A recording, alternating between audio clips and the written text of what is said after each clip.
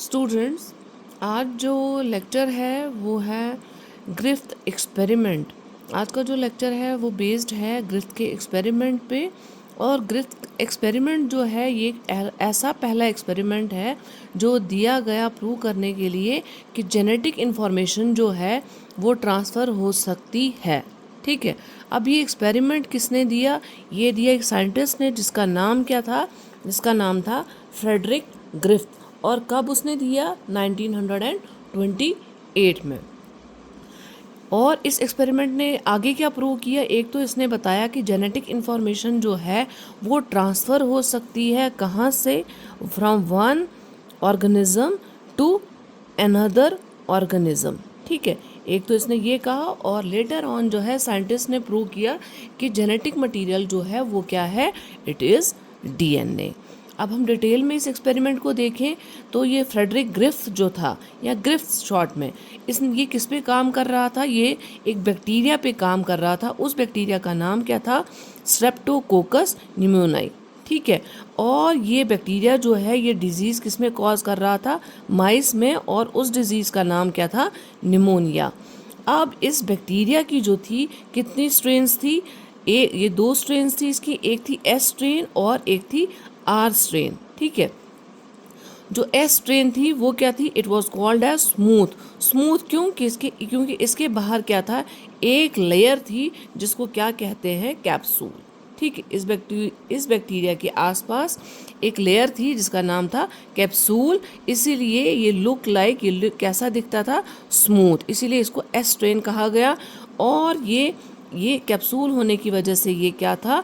ये विरुलेंट था। विरुलेंट मतलब ये डिजीज़ कॉजिंग था। ये माइस में क्या कराता था? निमोनिया कराता था। इसीलिए इसको विरुलेंट स्ट्रेन भी बोलते हैं। दूसरी स्ट्रेन जो थी वो क्या थी? R strain.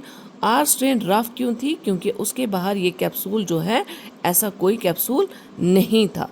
ठीक है, यही इसीलिए ये स्ट्रेन जो थी ये क्या थी? Non virulent. नॉन विरुलेंट मतलब ये क्या थी? ये कोई भी डिजीज़ जो है निमोनिया लाइक जो है माइस में नहीं कराती थी। ठीक है, अब उसने एक्सपेरिमेंट जो है कैसे किया? सबसे पहले उसने क्या किया? उसने लाइव एस स्ट्रेन, मतलब एस स्ट्रेन जो थी, जो बैक्टीरिया की एस स्ट्रेन थी, उसको लाइव स्ट्रेन को लिया और उसको क्या किया? माइस में इंजेक्ट किया, क्योंकि वो माइस के ऊपर काम कर रहा था। After some time what he noticed, उसने क्या नोटिस किया?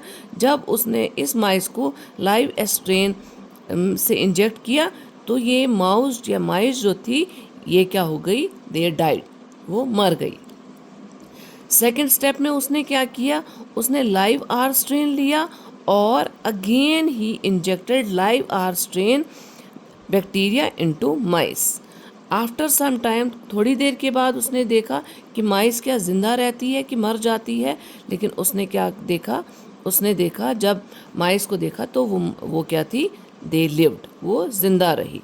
आर स्ट्रेन क्या थी? नो डिजीज़ कॉजिंग, उसने डिजीज़ नहीं की इसलिए वो ज़िंदा रह गई।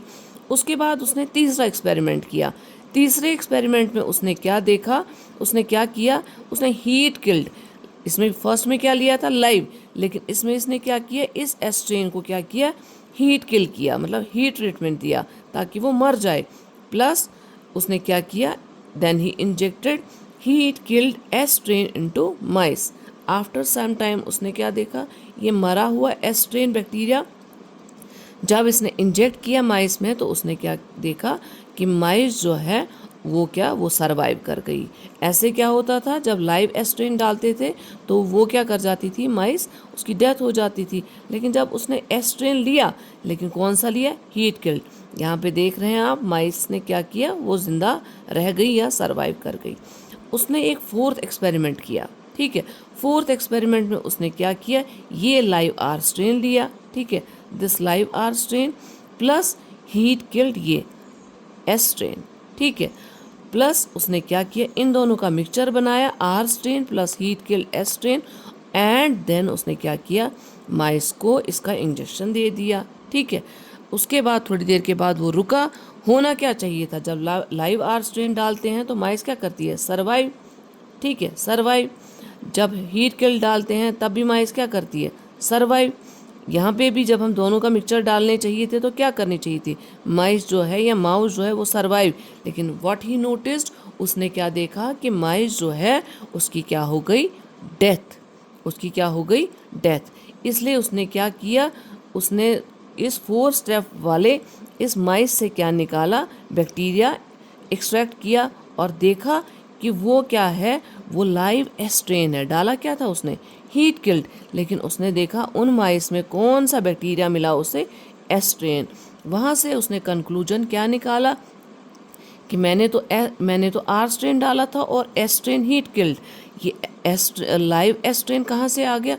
उसने वहाँ से कंक्लूजन निकाला, क्या निकाला कि इस हीट किल्ड एस्ट्रेन से कोई ऐसी चीज़ क्या हुई है, ट्रांसफ़र हुई है आर स्ट्रेन में। क्या हुई है, एस स्ट्रेन से क्या हुई है, आर स्ट्रेन में क्या हुई है, ट्रांसफ़र हुई है, और जिसने आर स्ट्रेन को किस में कन्वर्ट कर दिया है, एस स्ट्रेन में। ठीक है, इस हीट किल्ड एस स्ट्रेन से ट्रांसफ़र हुई है आर में, आर स्ट्रेन में, जिसने आर स्ट्रेन को क्या कर दिया है, लाइव एस स्ट्रेन में कन्वर्ट कर दिया है। इसलिए माइस जो है उसकी क्या हो गई है, डेथ। ठीक है, इसलिए उसकी क्या हो गई है, डेथ। इसका मतलब है यहाँ से कोई चीज़ गई है जिसने इस आर स्ट्रेन को क्या कर दिया है, ट्रांसफॉर्म कर दिया है। और इसीलिए इस एक्सपेरिमेंट का नाम जो है वो क्या दिया गया, ट्रांसफॉर्मिंग प्रिंसिपल भी।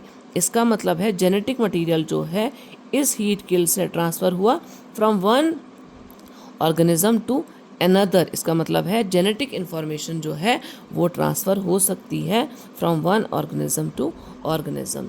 यही था सिंपल सा ईजीएस्ट वे में मैंने आपको समझाया ग्रिफ्थ एक्सपेरिमेंट, जिसका दूसरा नाम है ट्रांसफॉर्मिंग प्रिंसिपल भी। आई होप कि आपको समझ आया होगा। अगर आपको समझ आया है तो ज़्यादा से ज़्यादा मेरे चैनल को जो है लाइक एंड सब्सक्राइब करें। Thank you for watching.